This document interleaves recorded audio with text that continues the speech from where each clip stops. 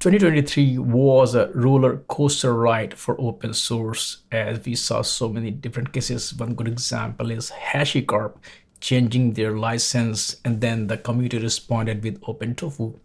What does 2024 holds in the terms of open source commercialization and sustainability?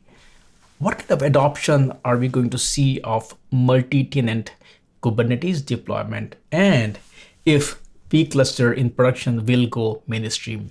Let's deep dive into these predictions by Lukas Gentele, CEO and co-founder of Loft Labs. Lukas, it's great to have you back on the show and Happy New Year. Hey, Swapnil, Happy New Year. It's great to be on again. A lot has changed in this last 1 year. You folks announced projects. You also came up with a lot of, of commercial offerings. So let's just get a quick update on Loft. Yeah, absolutely. I think vCluster, our table stakes, most popular project, definitely has seen a lot of usage last year. A lot more people have picked up vCluster. A lot of existing users have intensified their use of vCluster and have found new use cases for vCluster. It's really exciting. We shipped vCluster Pro as a commercial distribution of the open source vCluster. And then we also open sourced another project called DevPod, which is essentially, cloud provider independent dev environments, repeatable dev environments that you can, with a provider concept, spin up pretty much on any infrastructure, any cloud provider, local laptop, switching to an EKS cluster, switching to AWS EC2 instances, switching to Google Cloud, and then switching back to your laptop, right? It's really truly infrastructure independent dev environments that can streamline workflows across your teams. It's a really exciting project that we launched in May, and it's seen massive amount of adoption pretty quickly as well. So yeah, a lot of exciting news on our end. And a lot of the exciting news will be there this year as well, which brings us to the next and main point is that now it's time for you to grab either it's a virtual or real crystal ball and share your predictions with us. Yeah, I think the first prediction I have is we've seen a lot of shifts in terms of open source commercialization, licensing, and questions around really like financial sustainability of open source. And I think there is a big mind shift going on right now towards how can we change things regarding open source to make sure it is more rewarding for the maintainers. It is more rewarding for smaller companies starting projects rather than just driven by engineers that are part of big organizations that can afford to say, hey, 10 of you are going to work on this open source project. And I think that is very interesting. We've seen obviously the big moves by Red Hat and then also by HashiCorp regarding this model. And I think there will be a lot more changes to come in 2024 now that the ball has started kind of rolling in that direction. I don't think with the BSL licensing and those kind of things, we're at the perfect kind of solution for that problem yet.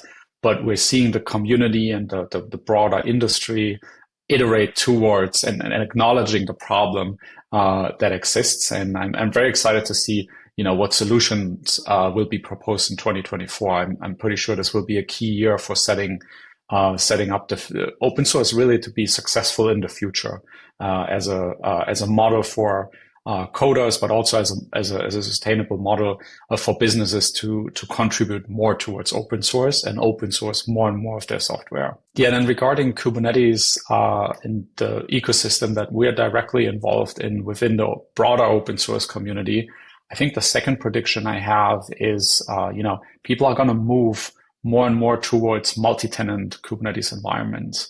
I think, there have been I think about the early days of Kubernetes, and it was always about how big can a cluster get, right? How many pods, how many nodes? It was like, 100 nodes, then 1,000 nodes, then, more and more nodes, right? How big can that cluster get? And then we had like 1 million pods and everybody was like really excited that so many pods can be run in the same cluster. And then we somehow forgot about this and started creating all these single tenant small clusters.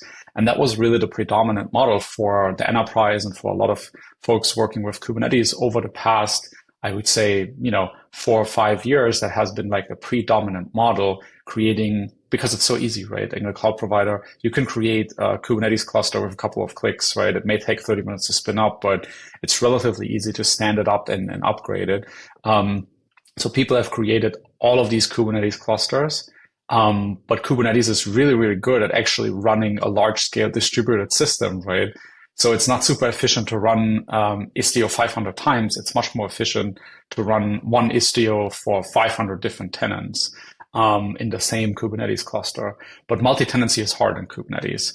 But there have been a lot of efforts, including what we're doing with virtualizing Kubernetes, towards making multi-tenant Kubernetes a reality and practical for people to run. So I think the move towards multi-tenant Kubernetes is just going to accelerate in 2024. And then my last prediction is regarding our vCluster project. vCluster itself, we started out predominantly in pre-production, and we're, almost 3 years old as a project now. It's really exciting to, in April, I think we're going to hit that milestone of 3 years vCluster. We launched it in 2021. It's super exciting that we've been around for some time, and we've seen massive adoption, all kinds of use cases. But one use case obviously is a very, very critical one, and that's putting vCluster in production. Bundling your production offer with virtual clusters is obviously a very brave move for a project that is still very early, right? And I think we've seen a lot of success stories, especially last year. We've seen CoreWeave talk with us at KubeCon about how they're using us. We've seen Atlant's stories come out, and a whole bunch more. 2023 was a really great starting point for this production journey for vCluster. And there's a lot more folks that have already started the work of like putting vCluster in production. And we're going to see these stories coming out in 2024. So vCluster in production will become mainstream in 2024. That's my last prediction for this year. What kind of challenges you see are going to be there for customers, the larger ecosystem, open ecosystem, cloud native ecosystem, and even for Loft to kind of help, your customers, users, because you have open source projects and you have commercial projects, so you have like helping both communities. So talk about the challenges that you see will be there. Yeah, commercializing open source is tricky, right? It's a fine line. On the one hand side, you want to make sure you have the best solution in the open source, but then also there needs to be a point where folks move over to the commercial offering. And we've had a bunch of inquiries about just like, providing pure support, right? But that's always really tricky for a company because, a lot of folks that are looking for support essentially want a standby person when, things go south, right? But you actually want to be involved in the success story. You don't just want to be, called up when things go south, right? So for us, it's really important that we align that with our customers, and that our community also understands, where's the line between open source and commercial. When you go to our docs, we very clearly label, right, this feature is going to be commercial. We're very transparent about it. There's this little switcher in our documentation where you can say, show me open source stuff only, show me commercial stuff only, right? And I think that transparency is very, very important. And I think if we learn one thing, then it's to have a very clear understanding of who is supposed to be the target audience for the commercial product, and that may be a different audience than for the open source, right? So for us, we want to make sure that people, in development on their local laptops, right?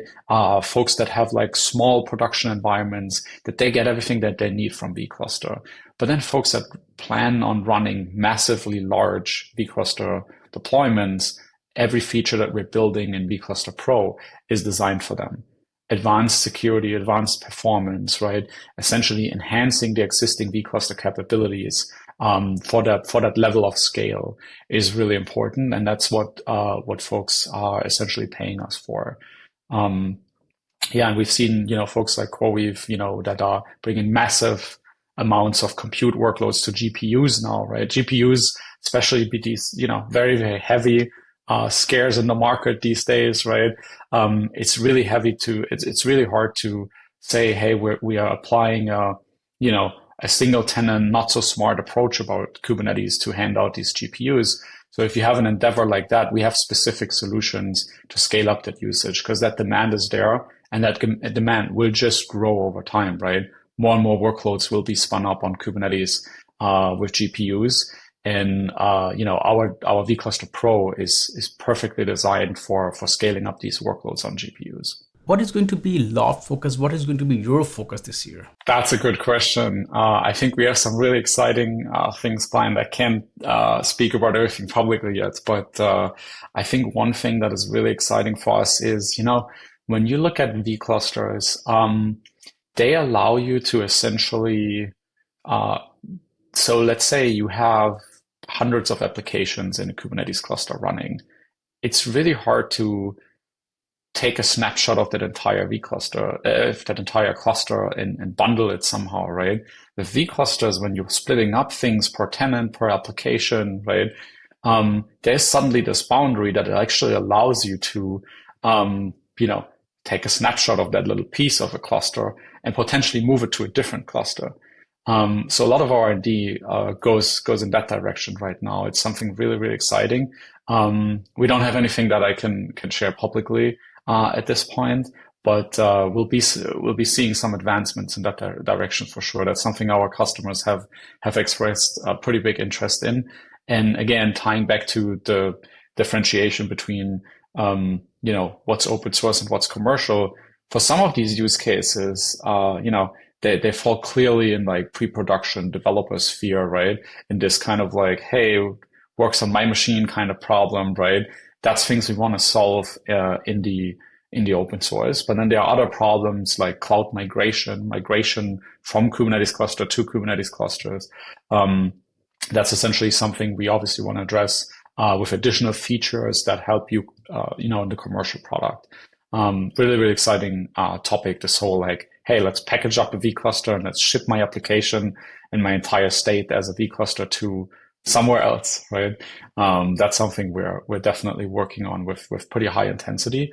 And then the other area we're really focused on right now is integrations. I can't really share who we're integrating with at this point, but there are a couple of really exciting integrations that we're working on, and it's probably some really exciting news for later down the year. Lukas, thank you so much for taking time out today and of course share these predictions and give a lot of teasers what to expect from Loft from both side, commercial and open source side. Thanks for all those great insights. And as usual, I'd love to sit down and chat with you again soon. Thank you. Absolutely. Thank you, Swapno.